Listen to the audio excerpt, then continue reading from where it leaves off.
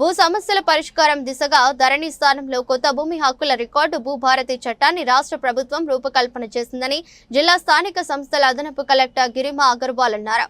ఈ మేరకు సిద్దిపేట జిల్లా నంగునూరు మండల కేంద్రంలోని సాయి బాలాజీ ఫంక్షన్ హాల్లో తహసీల్దార్ సరిత ఆధ్వర్యంలో ప్రభుత్వం ప్రతిష్టాత్మకంగా తీసుకున్న ROR 2025 భూభారతి చట్టంపై అవగాహన సదస్సు నిర్వహించారు.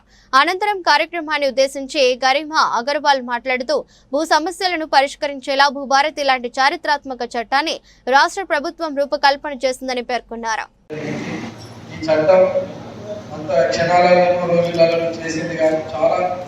కాలం పాటు అన్ని రకాల కసరత్తులు చేసి పబ్లిక్ డొమైన్లో పెట్టి అన్ని రకాల వ్యక్తుల యొక్క అన్ని చోట్ల మేధావుల యొక్క అభిప్రాయాలు, సలహాలు, సూచనలు అన్నింటినీ తీసుకొని వాటి మీద మళ్ళీ ఫైనల్గా అసెంబ్లీలో చర్చించి చట్టం చేసి దాని మీద ఇప్పుడు రూల్స్ రూపొందించి దాన్ని మనం ఇంప్లిమెంటేషన్ వరకు వచ్చింది. అలాగే ఇంతసేపు చెప్పినట్టు మనకు మొన్న లాంచ్ చేసినప్పటికీ ఒక 4 మండలాల్లో పైలట్ ప్రాజెక్ట్ గా స్టార్ట్ చేశారు.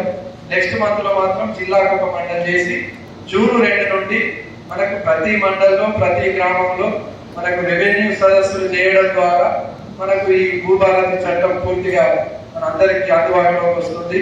అలాగే దీనికి సంబంధించి భూభారతి యాక్ట్ కి సంబంధించి ప్రత్యేకత ఏంటంటే మనందరికీ తెలుసు, గతంలో కొన్ని సంవత్సరాల పాటు గత ధరణి చట్టంకు సంబంధించి చాలా మంది రైతులు చిన్న చట్టం గురించి అవగాహన సదస్సులు పెడుతున్నాం. ఎందుకంటే ఈ చట్టంలో ఏమేమి కొత్త ప్రొవిజన్స్ ఉన్నాయి, దీనికి అప్లై చేయడానికి ఏం ప్రాసెస్ ఉంటుంది, అది లాస్ట్ లో ఎండ్ యూజర్స్ వరకు ఇది అర్థం అయిపోవాలి. కాబట్టి ఆ ఆలోచన అక్కడ ఈ ప్రోగ్రామ్ పెడుతున్నాం. ఇవాళ ఫస్ట్ డే ఈ నంగునూరులో సిద్దిపేట అర్బన్ నుంచి స్టార్ట్ చేస్తున్నాం. చాలా సంతోషం.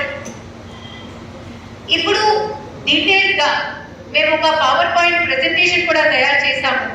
ఏసీ రెవెన్యూ గారు రెవెన్యూ డిపార్ట్మెంట్ నుంచి సబ్జెక్ట్ ఎక్స్పర్ట్ ఉన్నారు కాబట్టి వాళ్ళు డీటెయిల్ గా ఒక సెక్షన్ వారీగా ఎక్స్ప్లెయిన్ చేస్తారు. కానీ దీని ముందుకి నేను 4-5 important provisions of the act which makes it stand out, దీని గురించి ఖచ్చితంగా డిస్కస్ చేస్తాను. నంబర్ 1 వచ్చేసి ఈ చట్టం ప్రకారం అపెలెట్ అథారిటీస్ పెట్టడం జరిగింది.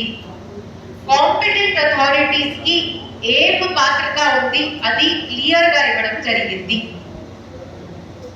ఇప్పుడు మీరు భూభారతి పోర్టల్లో ఒకవేళ ఒక మామూలు మ్యూటేషన్ కొరకు, సక్సెషన్ కొరకు, రిజిస్ట్రేషన్ కొరకు ఏమైనా అప్లికేషన్ ఇస్తే కన్సర్న్ తహసీల్దార్ దీనికి అఫెక్ట్ చేసి మీకు పట్టేదారు పాస్బుక్ చేంజ్ చేసి ఇచ్చేస్తారు. దీని మీద మీకు ఏమైనా కంప్లైంట్ ఉంటే, అపీల్ ఉంటే, ఆబ్జెక్షన్ ఉంటే మీరు కన్సర్న్ ఆర్టీఓకి ఆ అపీల్ పెట్టగలుగుతారు, ఇవ్వగలుగుతారు. నిర్ణీత టైంలో మీరు అప్లికేషన్ పెట్టుకొని స్లాట్ బుక్ చేసుకున్నారు, మీరు ఒక చేసుకోవాలనుకుంటున్నారు, క్యాన్సిల్ చేసుకోవాలని ఒక డేట్ లోపల మీరు అప్లికేషన్ పెడితే కరెక్ట్ గా ఇచ్చేస్తారు అమౌంట్ ప్రొసీడింగ్స్. ఎక్కువ రోజులు అయిపోతే దాన్ని CCLకి రాసి పంపించడం జరుగుతుంది. తర్వాత వ్యవసాయం ఖాళీ భూములకి రిజిస్ట్రేషన్ ఏ విధంగా జరుగుతుంది అన్నది చట్టంలో వ్యవసాయ భూములే కాకుండా ఇల్లు, ఆబాది దాని మీద కూడా సౌలభ్యం ఇవ్వడం జరిగినది. దాన్ని కూడా మనకు రాబోయే రోజుల్లో ఎవరు చేయాలి, ఎలా చేయాలన్నది కూడా గైడెన్స్ ఇవ్వడం జరుగుతుంది. తర్వాత ఇప్పుడు మీరు ఇంకొకటి అడిగారు, ఈ సర్టిఫైడ్ కాపీలు నకలు ఎవరెవరికి ఇస్తారు.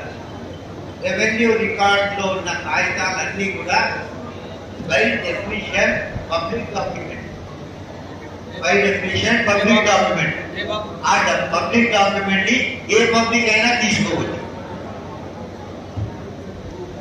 నకలు కాపీలు కావాలంటే అప్లికేషన్ ఇస్తారా, ఎవరైనా ఇస్తారా అంటున్నాడు. ఎట్లా ఎవరైనా ఇస్తారు. ఒక రైతు ఏ రైతు ఎవరైనా అడుగుతారు. ఓకే సార్, అది ఆల్రెడీ అనుకోని ట్రాన్స్పరెన్సీ దాచిపెట్టే లేదన్నది చట్టంలో ముఖ్యం చెప్పండి సార్. ఇప్పుడు ఆర్ఎస్ఆర్ నిండిపోయి ఉంటుంది, అక్కడ ఆ రైతు కన్నా చేసి చేస్తాం అది. Okay sir. మీ మామ తండ్రికి, మీ మామకి వచ్చింది, మీ మామ తమ్ముడికి, అన్నకు వచ్చింది. అది ఒకళ్ళు అమ్ముకున్నారు, ఇంకొకరికి రాలేదు అంటున్నారు. మీ మామ ఇచ్చిపోయాడా? మీ మామకి పాస్పోర్ట్ ఉంది, మీ మామ చచ్చిపోయిన తర్వాత మార్పు చేసిన మీ భర్త పేరు మీద